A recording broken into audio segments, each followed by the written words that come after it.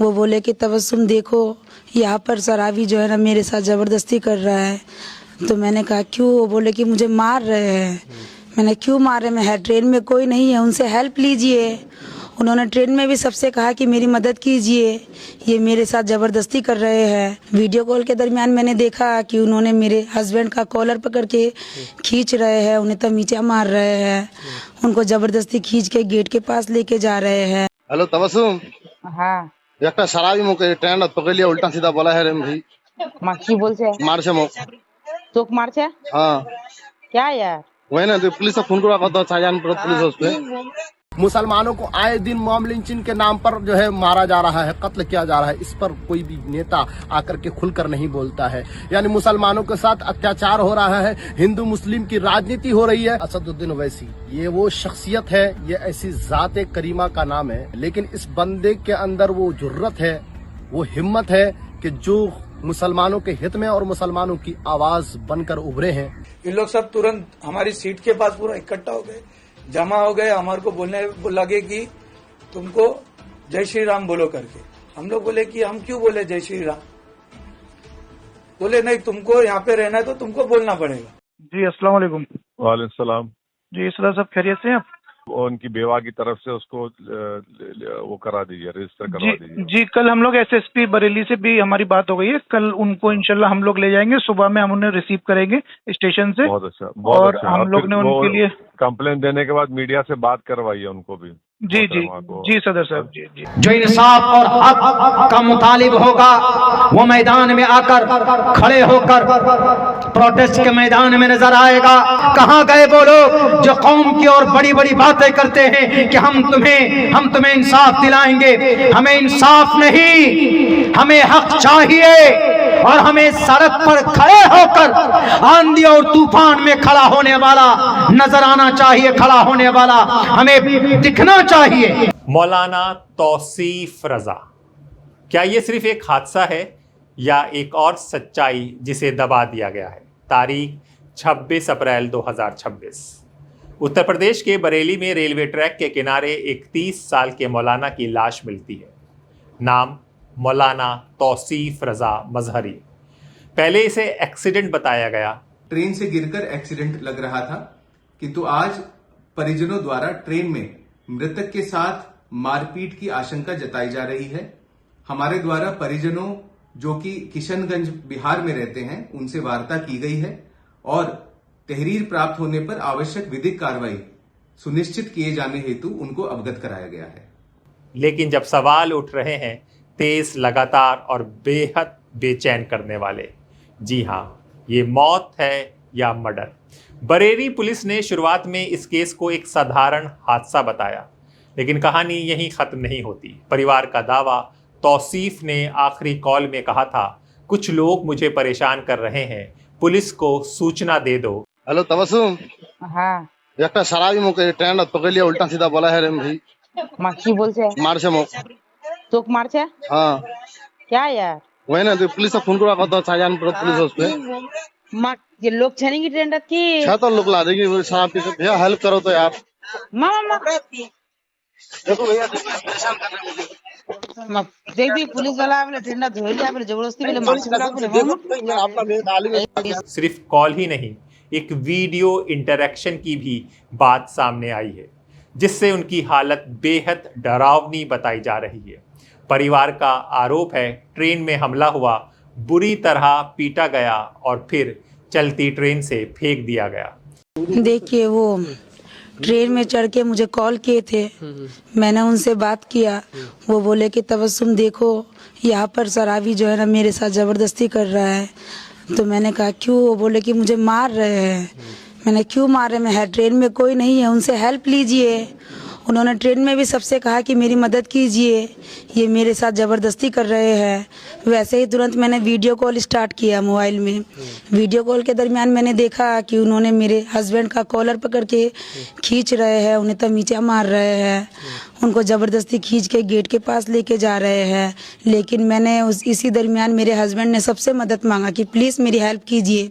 मैं तो एक आलिम दीन हूँ, मदरसे में पढ़ाता हूँ, मदरसे में पढ़ता हूँ, मैं चोर नहीं हूँ। देखिए उन पर चोरी का इल्ज़ाम लगाया जा रहा है। वो बेकसूर होकर अपनी किताबों को दिखा रहे थे, मेरा बैग देखिए, मेरा किताब देखिए, अगर मैं चोर हूँ तो चोरी का कोई तो निशानी मेरे पास होना चाहिए। इसी दरमियान मैंने भी फ़ोन में चिल्लाया कि वो मेरे हस्बैंड का मदद कीजिए, वो मदरसे में बच्चों को पढ़ाते हैं और कुछ भी नहीं करते, वो चोर नहीं हैं। मेरी ये बात सुनकर एक आदमी ने उनकी मदद की, उनको छुटाया।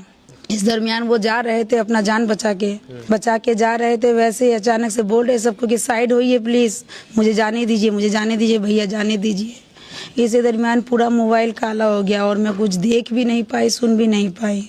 लेकिन मैंने वीडियो कॉल पे जो भी देखा, वो पूरा मेरे देखने के बाद पूरा यकीन है मुझे कि ये सब एक साजिश है मेरे हस्बैंड को मारने के लिए, क्योंकि उन्होंने बहुत ही बेकदर से मारा है उनको। उनके पूरे चेहरे में डार्क सर्कल इस कदर आए हैं कि किसी चीज़ का निशानी नहीं है। साइड से उनके चेस्ट से लेकर नीचे कमर तक बेकदर से उन्होंने अपने घूसों से, लातों से मारा है उनको। जिस कदर से मेरे हस्बैंड का कल हालत था, मैंने उनका सर्व जिस कदर देखा था, उस दस्तक को मैं कभी ज़िंदगी तक नहीं भुला सकती हूँ। मैं आप लोगों से यही दरख्वास्त करूँगी कि मेरे शौहर को जिसने भी इस बेरहमी से मारा है, उसे उसकी सज़ा ज़रूर मिलनी चाहिए, नहीं तो मेरे शौहर की रूह ज़िंदगी भर तड़पेगी कि मुझे इस कदर की मुझे कोई मेरा इंसाफ नहीं हुआ, मुझे मदद चाहिए। क्योंकि मेरे शौहर की जब रूह जा रही थी, तरफ के यही बोल रही होगी कि मुझे मदद करो, कोई मेरी जान बचाओ। देखिए, ट्रेन के लोगों की भी ये गलत बात है। इंसान को अगर किसी का भी बीच में कुछ होता है तो पकड़ के दोनों तरफ का बात सुनना चाहिए। वैसे में कई बेकसूरों की जान चली जाती है, जिस कदर मेरे शौहर की चली गई। अगर ट्रेन में और भी 4 आदमी उनकी मदद करते, क्या पता मेरे शौहर बच जाते हैं। लेकिन उन्होंने बहुत ही बेरहमी से मेरे शौहर को मारा है। इस दर्दनाक प्रशासन कह रहे हैं कि ये हादसा है, तो बॉडी को देख करके ऐसा बिल्कुल लग रहा है कि आपको ये हादसा है या फिर मतलब मर्डर है? बॉडी देख के पूरा ही दिख रहा है कि ये बहुत ही सोचा समझा गया हादसा है। क्योंकि मेरे शौहर डायरेक्ट मुझे फोन में बोल रहे हैं कि मुझे वो मार रहे हैं। किस कारण से? अगर वो कुछ भी हो तो कोई ना कोई कारण तो होगा। डायरेक्ट आके कोई किसी को क्यों मार सकता है? अब पुलिस भी कह रही है जरूरी कानूनी कार्रवाई की जाएगी, जांच जारी है। यानी केस अब नए एंगल से भी देखा जा रहा है। सड़कों पर गुस्सा देखा हमने, जस्टिस फॉर तौसीफ हैशटैग चला। बिहार के ठाकुरगंज में गुस्सा फूट पड़ा, हजारों लोग सड़कों पर उतर आए, कैंडल मार्च, नारे और एक ही मांग, तौसीफ को इंसाफ दो। Hashtag justice for Tauseef Raza social media पर ट्रेंड करने लगा। लोग कह रहे हैं अब बहुत हो चुका। जी हाँ, वायरल वीडियो एक खौफनाक इत्तेफाक बताता है। इसी बीच मौलाना तौसीफ का एक पुराना वीडियो वायरल हो जाता है। उस वीडियो में नो मॉब लिंचिंग की बात कर रहे हैं, मुसलमान से आवाज़ उठाने की अपील कर रहे हैं और सियासी हिस्सेदारी की बात कर रहे हैं। मुसलमानों को आए दिन मॉब लिंचिंग के नाम पर जो है मारा जा रहा है, कत्ल किया जा रहा है। इस पर कोई भी नेता आकर के खुलकर नहीं बोलता है। यानी मुसलमानों के साथ अत्याचार हो रहा है, हिंदू मुस्लिम की राजनीति हो रही है। मजलिस इत्तेहादुल मुस्लिमीन बैरिस्टर असदुद्दीन ओवैसी, ये वो शख्सियत है, ये ऐसी जात करीमा का नाम है, मैं करीमा ही कहूँगा, कि जिन्होंने सियासत के अंदर ऐसे ऐसे मुद्दे उठाए पार्लियामेंट के अंदर कि मुसलमान पार्लियामेंट, मेंबर ऑफ पार्लियामेंट तो बहुत सारे हैं, तकरीबन 25-26 हिंदुस्तान के अंदर लोकसभा के मेंबर मुसलमान हैं जो जीत करके मेंबर ऑफ पार्लियामेंट पे गए हैं। लेकिन इस बंदे के अंदर वो जुर्रत है, वो हिम्मत है कि जो मुसलमानों के हित में और मुसलमानों की आवाज बनकर उभरे हैं। तो मैं सीमांचल के तमाम मुसलमानों को ये अपील करूंगा, मेरे बड़े को भी अपील करूंगा, मुझसे छोटे को भी अपील करूंगा, मेरे भाई दादा जो भी जिस रिश्ते से लगते हैं सबको मैं अपील करूंगा कि इस बार बैरिस्टर असदुद्दीन ओवैसी को वोट देकर उनकी पार्टी को मजबूत बनाइए। क्योंकि बैरिस्टर असदुद्दीन ओवैसी एक ऐसी शख्सियत है जो मुसलमानों के लिए एक बेहतरीन आवाज है।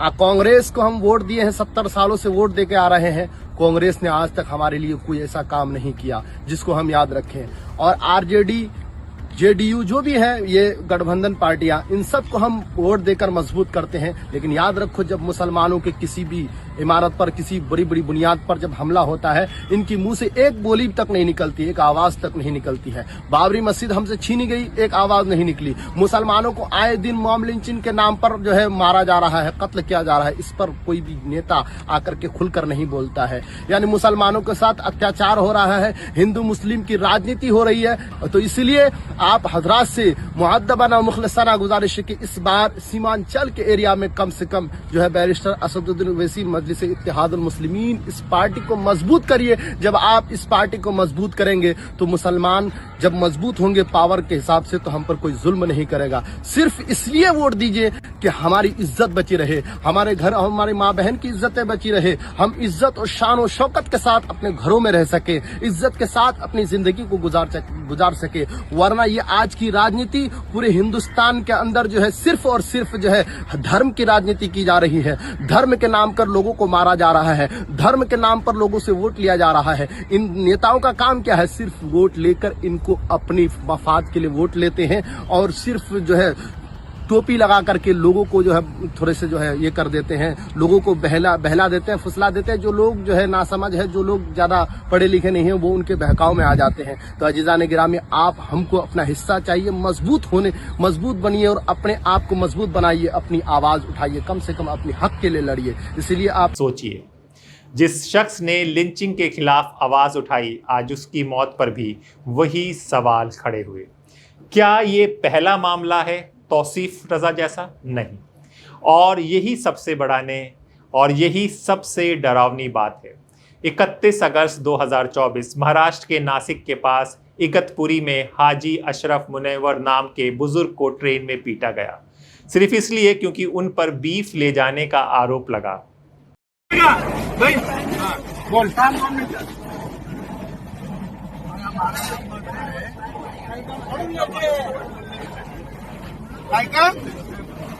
पैसा आहे आणि काचे लेके आ रहा, कहाँ पे जा रहा, हाँ, आणि क्यों लेके जा रहा, पाहिला घेऊन चालला। आणि कितने जण खाने वाले, तुम खाने वाले कितने मुली? हाँ, जिससे को उधर मिलता नहीं क्या बकरे का, इधर कल्याण में किलो बोले पहले क्या बोला तू, पहले क्या बोला मेरे को, हाँ? पहले क्या बोला तू? वीडियो वायरल हुआ, लेकिन लंबे समय तक एफआईआर दर्ज नहीं हुई।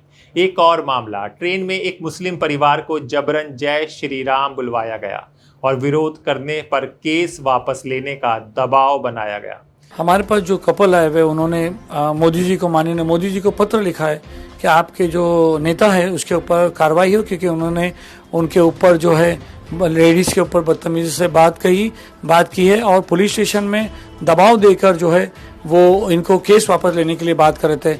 बात यह है कि कंकोली का एक मसला है जहां पर ट्रेन में एक मुस्लिम लड़की और इनकी फैमिली जा रही थी, 2 छोटे बच्ची थी साथ में। तो एक ग्रुप छोड़ा, ये बता रहे हैं, और ग्रुप ने जो है इनको वहाँ पर लोग जय श्री राम के नारे लगाए, फिर आपस में कुछ हुआ तो फिर इनके ऊपर भी जो है जबरन जय श्री राम बोलने के लिए लगाया गया। उसके बाद बहुत सारी वीडियोस बनी, पूरा खुलासा हम अभी आपको करते हैं स्टेप बाय स्टेप। थोड़ा सा बहुत देर से हम भी कंफ्यूज थे। अभी बात है, हमारे साथ है आसिफ भाई ना जी। आसिफ भाई जरा स्टार से बताइए, आप कंकोली से बॉम्बे आ रहे थे तो क्या हुआ? स्टूडेंट थे, यूपीएससी एमपीएससी के कॉलेज स्टूडेंट्स थे वो लोग। ट्रेन में आए, ट्रेन में बैठे, ट्रेन स्टार्ट हुई, वो लोग जय श्री राम का नारा लगा रहे थे। हम चुपचाप बैठे रहे, सबको बोलने लगा रहे थे कि जय श्री राम का नारा बोलो। ट्रेन स्टार्ट हुई, आगे आगे गई। कुछ देर बाद वो लोग ने गाना बीना चालू कर दिया, गाना जोर जोर से गाने लग गए, क्योंकि उस कंपार्टमेंट में मेरे वाइफ ही एक अकेली जो थी जिसने बुर्का पहना हुआ था, दूसरा कोई नहीं था वहां पे। भारत का बच्चा बच्चा जय श्री राम बोलेगा, इस तरह के वो लोग गाने गाने लग गए। फिर रत्नागिरी क्रॉस हुई, तो उन लोग अपना बोल रहे थे ना जी। फिर क्या हुआ? रत्नागिरी जैसा क्रॉस होती है, उनका एक गुरु आता है, वो गुरु उनसे बोलता है कि आप लोग ऐसा क्यों बैठे ले। गुरु का मतलब कौन गुरु? टीचर? गुरु उनका एक टीचर था। वो टीचर आके उनको बोलता है क्या ऐसा चुपचाप बैठे हो, कुछ करना नहीं है क्या? तो बोले तुमने ऐसी बोरिंग जगह पे बिठा दिया है कि यहाँ के लोग तो कुछ बोलते ही नहीं, हम लोग जो बोलने लगा थे वो भी नहीं बोलते। तो बोले क्या करना पड़ेगा, बोले सर इन लोग से जय श्री राम का नारा बुलवा। उसना लड़के ने इतना ही बोला कि पीछे से जो उनके मॉब था, पीछे लड़के लोग जो बैठे थे और आगे जो लड़के लोग बैठे थे, इन लोग सब तुरंत हमारी सीट के पास पूरा इकट्ठा हो गए, जमा हो गए। हमारे को बोलने लगे कि तुमको जय श्री राम बोलो करके। हम लोग बोले कि हम क्यों बोले जय श्री राम, बोले नहीं तुमको यहाँ पे रहना है तो तुमको बोलना पड़ेगा। उस बात पे वो लोग आर्ग्यूमेंट चालू कर दिए, आंग बिंग पे आने लग गए, मारने के लिए आ रहे थे। मैं उस सीट के सामने ऐसा खड़ा हो गया, वो लोग धक्का देते रहे, सब कुछ करते रहे, हम लोग बर्दाश्त किए। हमने टीसी को बुलवाया, टीसी को ये सब बात बताया। टीसी बोल नवनीत सिंह करके टीसी का नाम है, टीसी को सब चीज बताया। टीसी बोला मैं बात करता हूँ। टीसी ने उन लोग से बात किया, अपन टीसी ने किसी तरह की उन लोग के ऊपर कार्रवाई नहीं किया। फिर हमने अगर वो जब टीसी चला गया वहां के बाद फिर उन लोग का वो ढिंगानापन वापिस से चालू हो गया।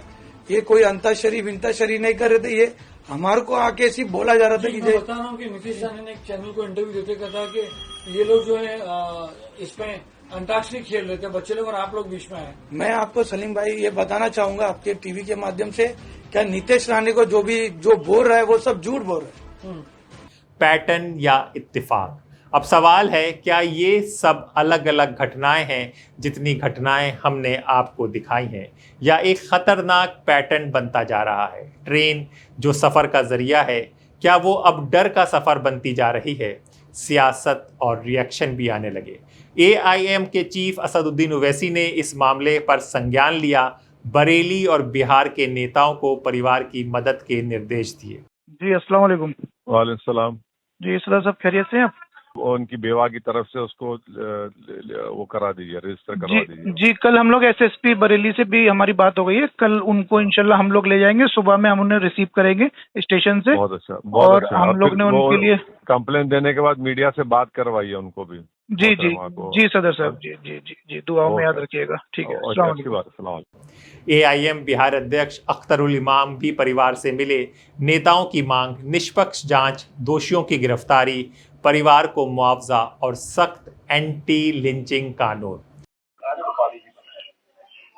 ना, पुल बनाए तो कांटे बनाए, उसी तरह से अल्लाह तआला ने अगर हमको हयात दी है तो मौत दी है ना, हर चीज का। तो हमको जब अल्लाह खुशियां दे तो इंसान को शुक्र अदा करना चाहिए। शादी ब्याह हो जाए, बच्चे कामयाब हो जाए, माल दौलत में इजाफा हो, कारोबार में इजाफा हो, तो शुक्र अदा करिए। आज जब मुसीबत हो तो क्या करना चाहिए, सब मुसीबत में चीखने से, चिल्लाने से, रोने से कोई लौट के आने वाला नहीं है। ये वक्त हम लोग को सब्र का है, सब्र करना चाहिए। हम लोग मौत के बाद क्या खबर, इतना वही राज होगा। इसका मतलब क्या होगा, मौत किसी के लिए जो लोगों को यकीन नहीं है उसके लिए मौत एक अचंभी की चीज हो सकती है, लेकिन मोमिनाना जो सिफत है मौत है। अल्लाह हम भी तो आप ही जो गया है उससे नहीं चाहे वह नहीं देना है, नहीं बिल्कुल नहीं। अल्लाह हम भी तो आप ही के, हमको भी आप ही की तरफ है। इसलिए देखो इस कोरोना माँ तो मुझे बड़ी खुशी हुई, पढ़ी लिखी आप लोग हैं, माँ भी सबर कर रही है। यही तरीका है मोमिना सबर, है ना। और देखो जो काम आदमी कई रास्तों में जाता है तो उसकी मौत मुबारक मौत होती है। अगर कोई तालीम हासिल करने के लिए क्या मारा गया, कोई रिस्क हलाल हासिल करने के लिए मारा गया, कोई अपने माँ बहन से आंसू बचाते हुए मारा गया, आग में जलकर कोई मर गया, बच्ची की वलादत में कोई मर गई, सैलाब में कोई मर गया। क्या सिर्फ कैंडल मार्च काफ़ी है? ये सवाल अब भी उठ रहा है। क्या सिर्फ कैंडल मार्च से इंसाफ मिलेगा या सिस्टम में बदलाव की ज़रूरत है? कुछ लोग कह रहे हैं समुदाय की जिम्मेदार लोगों को आगे आकर ठोस रणनीति बनानी होगी। जो इंसाफ और हक का मुतालिब होगा वो मैदान में आकर खड़े होकर प्रोटेस्ट के मैदान में नजर आएगा, अदालत के दरवाजे पर नजर आएगा। कौम की इंसाफ की बात करने वाला सिर्फ माइक लेकर चीखेगा और चिल्लाएगा नहीं कि हमें सपोर्ट करो, हमें कुर्सी पर बैठाओ, हम तुम्हारी तर्जमानी करते। अगर कौम का कोई आदमी टोपी और दाढ़ी का इस्तेमाल करता है अपने जाती फायदे के लिए तो याद रखो मुसलमानों, उससे बड़ा खुद गर्ज इंसान इस धरती पर नहीं है। अगर अब्दुल्ला सालिम भी अगर टोपी और दाढ़ी और मजहब को, इस्लाम को, शरीयत को अपने जाती फायदे के लिए इस्तेमाल करता है तो मुझसे बड़ा खुदगर्ज और मुझसे बड़ा सेल्फिश कोई नहीं। आज कुछ लोग पाए जाते हैं हमारे मुल्क हिंदुस्तान के अंदर जो चीखते और चिल्लाते हैं, लेकिन कौम को जब जरूरत पड़ती है कि उनका मसीहा उनके सामने नजर आए, ये ऐसे गायब होते हैं जैसे गधे के सर से सींग गायब हो जाता। ये मैदान में नजर नहीं आते, लोग मारे जाते हैं, मस्जिद शहीद की जाती है। अभी चल रहा समस्तीपुर के अंदर बुलडोजर चला, कहां गए वो लोग जो कौम की तर्जमानी की बात करते, वो नजर नहीं आए।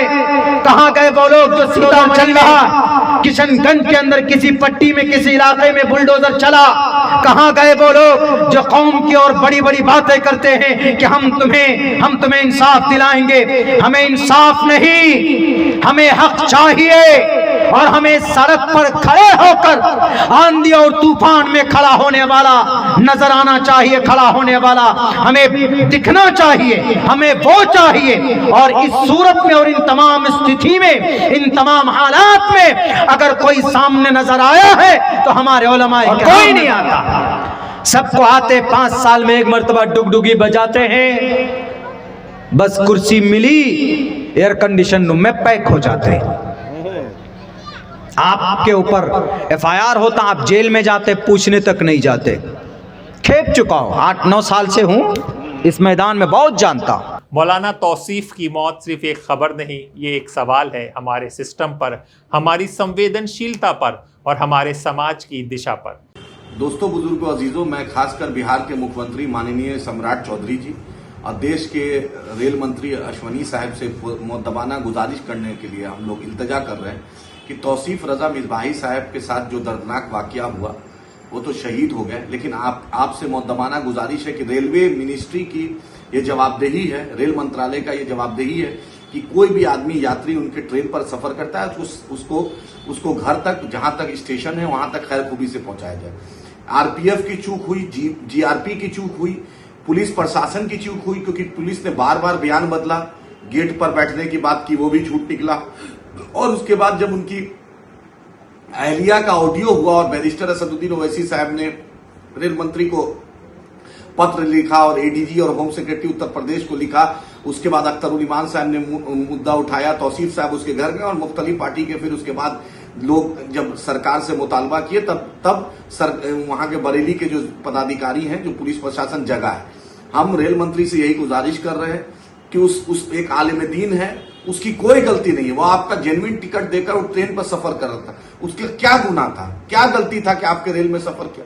सम्राट चौधरी जी, आपने पांडव कुमार को जो बिहारी थे उनकी हत्या किया गया, तो उसमें आपने मदद की। मुख्यमंत्री आप है, मुख्यमंत्री सब समुदाय, सब जाति, सभी लोग का होता है। वो सीमांचल का एक उभरता हुआ सितारा, एक आलिम दीन था जो धार्मिक शिक्षा, इमामती करता था। आज उसकी विधवा के साथ कोई नहीं है। उम्मीद है कि बिहार सरकार इस इल्तजा को, हमारी इस रिक्वेस्ट को, इस अनुरोध को समझे। बिहार सरकार उसकी बेवा को नौकरी दे, बिहार सरकार फाइनेंशियल कंपनसेशन दे। और रेल मंत्री जी, रेलवे इतना बड़ा विभाग है, ठाकुरगंज में ही रेलवे का बहुत बड़ा काम हो रहा है, वहीं पर कहीं पर आप नौकरी दे दें, क्योंकि आपसे अनुरोध, एक फरियादी बनकर आपसे अनुरोध कर रहे हैं कि तौसीफ रजा मिसबाही साहब के परिवार को आप नौकरी दें और फाइनेंशियल कंपनसेशन दें और दोषियों पर कार्रवाई हो और स्पीडी ट्रायल हो, क्योंकि ये बहुत ही गलत है। कहीं दाढ़ी देखकर, टोपी देखकर, बुरखा देखकर आप कितनी ज्यादती हो रही है। विदेशों में प्रधानमंत्री जाते हैं, सबका साथ सबका विश्वास की बात करते हैं, अरब के शेखों से गले मिलते हैं, और यहाँ पर भारत का मुसलमान एक आलिम दीन जो सफर कर रहा था, बरेली से जा रहा था अपने गंतव्य की तरफ, उसके साथ इतनी बड़ी घटना होती है। और नीतीश जी के मंत्री जमा खान साहब, आप किशनगंज के प्रभारी मंत्री रहे हैं, अरे कम से कम कुछ तो लाज लज्जा रखिए। किशनगंज ने इतनी इज्जत आपको दी है जमा खान साहब, कम से इतना तो एहसास कीजिए। आपको तो जाना चाहिए था उसके घर पर। जदयू सरकार में नीतीश जी का क्या यही चाल चलित है? नीतीश जी की बैसाखी पर सम्राट चौधरी मुख्यमंत्री बने हैं, मोदी जी नीतीश जी के बैसाखी पे, क्या नीतीश जी का वो खानका में टोपी लगा के जाना सिर्फ ढकोसला है क्या? बतलाइए। मुख्यमंत्री हटे, क्या जमा खान साहब का जदयू का कोई डेलीगेशन नहीं जा सकता? दिलीप जायसवाल जी, आप मंत्री रहे हैं, भाजपा के प्रदेश अध्यक्ष थे, किशनगंज की मिट्टी ने आपको MLC बार बार, एक बार नहीं, 2 बार नहीं, 3 बार MLC बनाया। आपको इतना एहसास नहीं है कि उस गरीब के यहाँ गोपाल जी आपको इतना नहीं लगता है? आप वहां के एमएलए ठाकुरगंज के हैं, आपको नहीं लगता है कि मुख्यमंत्री से इस मुद्दे पर बात किया जाए, उस गरीब को कंपनसेशन दिया जाए?